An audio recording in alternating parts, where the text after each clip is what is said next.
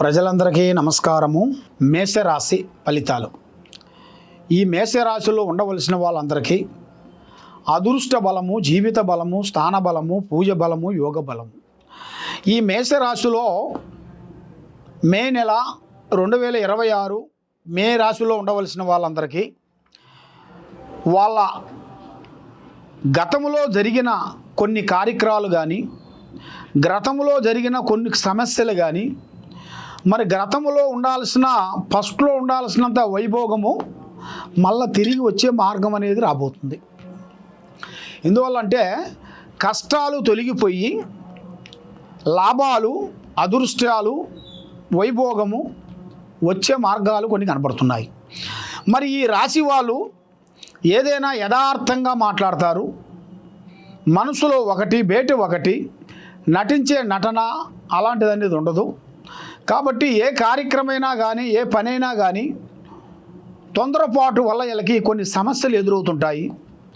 మరి ఆ తొందరపాటుని కొన్ని తగ్గించేసి వీళ్ళు చేయాల్సిన కార్యక్రమాన్ని గురించి కొంచెం ముందడుగు వేసినట్టుగైతే తప్పకుండా అభివృద్ధి పొందే మార్గాలు కనబడుతున్నాయి. మరి వీళ్ళకి చదువు పరంగా చూసుకుంటే విద్యాపరంగా విద్యార్థులందరికీ మంచి చదువు, విదేశాల ప్రయాణాలు, పెద్ద పెద్ద కార్యక్రమాలు మొదలు కావలసిన యోగాలు అనేది దగ్గరలోనే కనబడుతున్నాయి. మరి 1, 2, 3 సంవత్సరాల నుంచి వీళ్ళు ఏ కార్యక్రమం చేసినా, ఎక్కడికి పోయినా కూడా చేతి కాడికి వచ్చిన పనులు చేజారిపోవటం, నమ్మిన వాళ్ళు నమ్మక ద్రోహం జరుగుతుంటాయి. మరి విద్యారంగంలో పెద్ద స్థాయికి రావాల్సిన కనబడుతుంది. వ్యవసాయ రంగంలో చూసుకుంటే 2 పంటలు అభివృద్ధిగా రావాల్సినవి కూడా శలావరికి కనబడుతున్నాయి.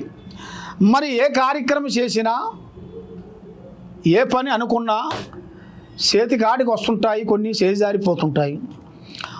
మరి ఇలా జాతక యోగాన్ని బట్టి చూసుకుంటే టయాలు అంత అనుకూలంగా లేని దాని వలన వీళ్ళకి 2 గ్రహాలు ఘోషిస్తున్నాయి.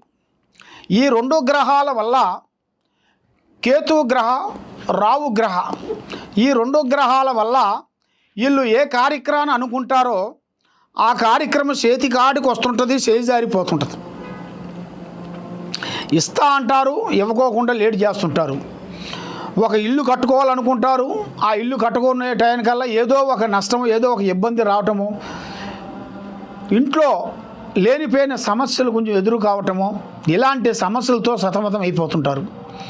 మరి ఇలా జాతక యోగాన్ని బట్టి చూసుకుంటే వ్యవసాయ రంగంలో కూడా మంచి పంట, మరి ప్రజలలో మంచి స్పందన, గౌరవము, అభిమానము వీళ్ళకి రాబోతుంది. మరి ఈ నెలలో వీళ్ళకి, ఈ మే నెలలో 25వ తారీఖు 5వ నెల 25వ తారీఖు 2026 నుంచి వీళ్ళకి అదృష్ట గడియ అనగా అదృష్ట లక్కు అంటారు. అది ఆ లక్కు అనేది వాళ్ళకి అనుకోకుండా ఎదురవుతుంది. అది వాళ్ళకు కూడా తెలవదు. ఒక స్త్రీ నుంచి రావచ్చేమో, లేదా వాళ్ళు చేసే పనిలో నుంచి రావచ్చేమో, లేదు వాళ్ళు చేసే వ్యాపార బిజినెస్ డెవలప్మెంట్ నుంచి కానీ, ఏ రూపంలో నుంచి కానీ ఒక రూపంలో తప్పకుండా అభివృద్ధిగా పొందాల్సిన యోగం అనేది తప్పకుండా కనబడుతుంది. కాబట్టి మరి ఎన్నో రోజుల నుంచి మీరు ఎదురు చూస్తున్న కొన్ని విషయాలు అనగా ఒక ఇల్లు కట్టుకోవాలని కానీ, ఒక మ్యారేజ్ గురించి కానీ, మీరు అనుకున్న కలలు అవి కలలుగా నిలబడ్డాయి. అవి నిజ రూపంలో అనేది మీకు రావాల్సింది కూడా చాలా వరకు లేట్ అయిపోయింది. కాబట్టి ఈ నెల 25 మే నెల 25 నుంచి మంచి రాజయోగం అనేది రాబోతుంది. కాబట్టి ఏ కార్యక్రమైనా కానీ ముందే మీ విషయాలని, మీ కార్యక్రమాన్ని ఎవరికి పబ్లిక్ చేయొద్దండి. కాబట్టి మీరు చేయాల్సిన దైవ అనుగ్రహం ఏమిటంటే శ్రీ లక్ష్మీదేవతని, అమ్మవారిని పూజించాలి. ఆ లక్ష్మీదేవతని మీరు పూజించినట్టుగైతే అష్టౌశ్వర్యాలు, భాగ్యభోగాలు, లక్ష్మీ కటాక్షం అనేది మీకు ముందుకు వస్తాయి. మరి ఎన్నో రోజుల నుంచి మీరు ఎదురు చూస్తున్న కార్యక్రమాలు విజయవంతం అవుతాయి.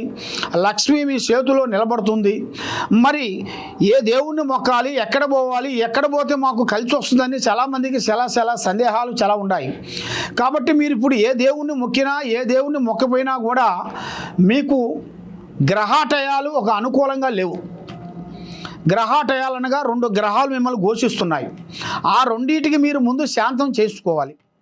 ఆ రెండింటికి మీరు శాంతం చేసిన తర్వాత మీరు ఏ దేవుణ్ణి పూజించినా కూడా మీకు ఫలితం దక్కుతుంది. మీకు ఏదైనా సరే పెద్దవాళ్ళు చెప్పినట్టుగా తొక్కితే రాయి మొక్కితే దేవుడు, నమ్మకంతో ఏదైనా అవుతుంది కానీ నమ్మకం లేనిది ఏది కాదు.